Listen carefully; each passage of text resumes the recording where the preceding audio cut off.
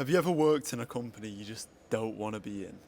It's not exciting at all, super boring, there's just no fun. In this video, I'm going to go over the exact tips that I've learned to create a strong team culture so no one wants to leave.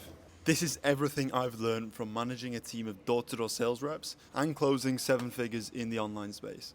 So let's get into why it's important to even have a strong team culture. A strong team culture is the reason why people stay in the trenches, stay at a company for years and years and years, and carry on moving the boat forward. It's the reason why people are invested in one specific company. People want the company to win. People want to see the business succeed. Let's say you have a sales rep on your team who wants to earn more money, who feels like the company they're in at the moment, they've outgrown it. They can't really make too much more money in the company. One of the main things that's going to make that rep stay is being invested in the company, right? Having a strong team culture, actually liking the people they work with. That's probably going to be the main reason they stay. So the first one is know your team on a personal level. If you want people to care about your business, you've got to care about them.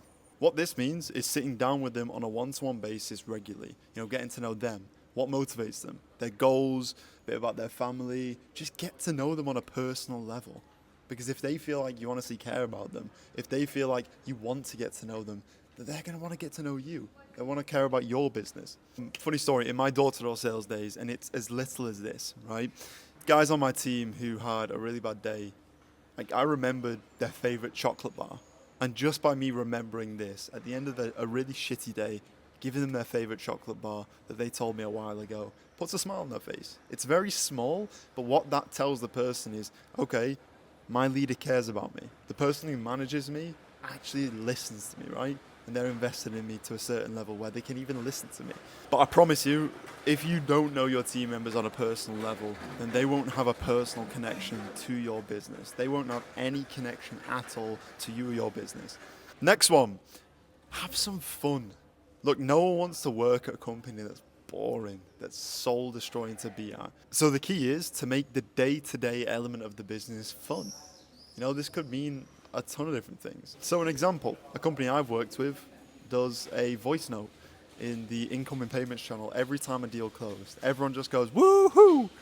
That's a tiny bit of fun. It just shows people, okay, it's not a boring, it's not a corporate type, boring, mundane place to work at. It also could be having a few jokes here and there, in the Slack channels, or even on a team meeting on a Friday. It could also mean having challenges, setting challenges of who can exercise the most, who can run the most, or who can close the most deals. Or, for example, if someone's late to a team meeting, get them to do 20 push-ups.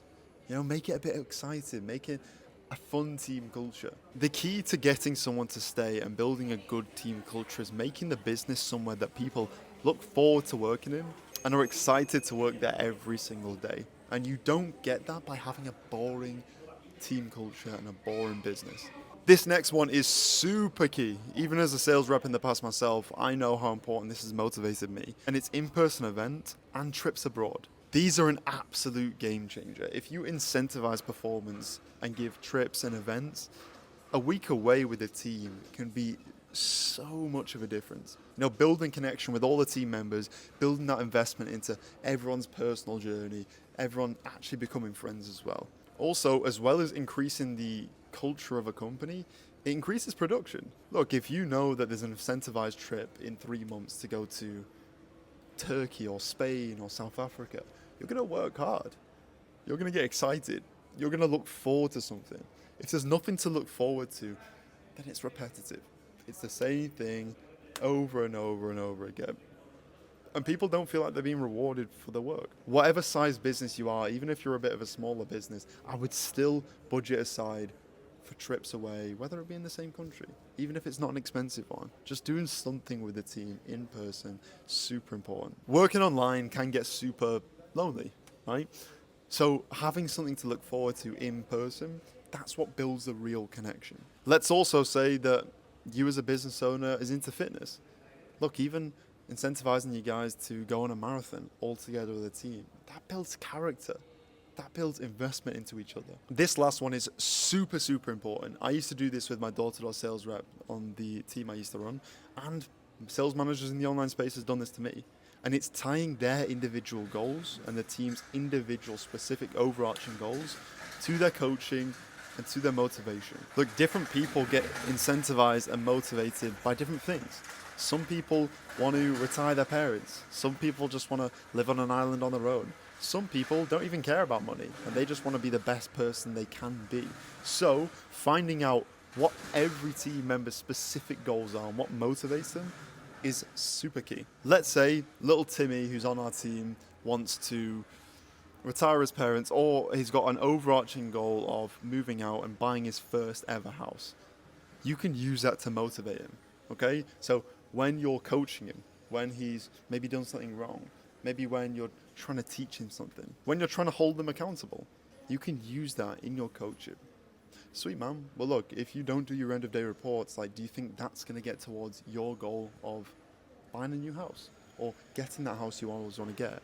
That's going to actually tie it into what they want instead of what you want as a business owner. But that is all the tips that I feel like is the most important in building a good team culture. And if you don't feel like building a good team culture is important, I promise you will face the consequences, because it's an absolute game changer. And I'd say it's probably one of the most important parts of running a business and running a team and managing and leading individuals.